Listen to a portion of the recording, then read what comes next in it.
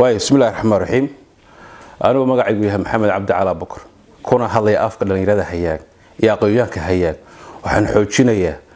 وأنا قله وأنا تاجر سنة وأنا ديارنا لبيه طبعاً قضب أي صارين جددي الله صاري الصدني يصدق هذاها البهانتي فقشين وتاجر سنة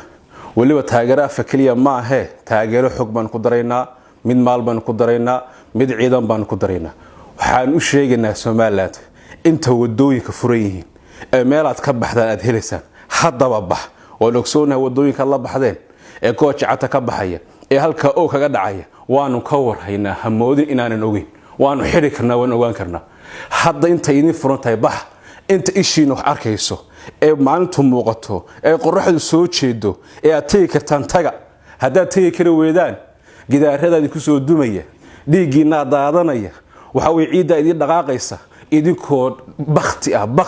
iyo meed waxa loo kala garan waayay oo dhiigaya bad wallahi nagu bariyo doonta inaad meesha ka baxdaan hadaba baxa waxaan u sheegayaa dhulbahante hadal dambe oo aynu soo saari karnaa ma jiro inoo qaybiyo ciidanka reer walba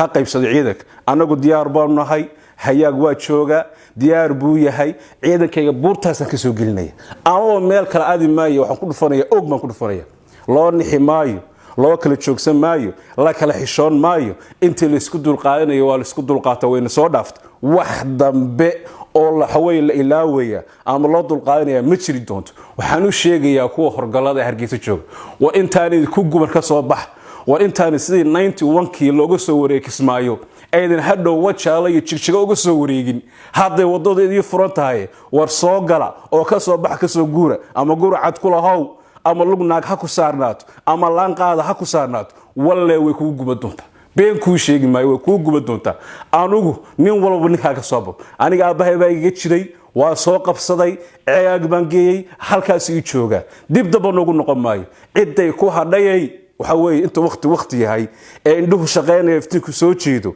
hal la sameeyo waxa weey hal kala gurto wixii isku leeyahay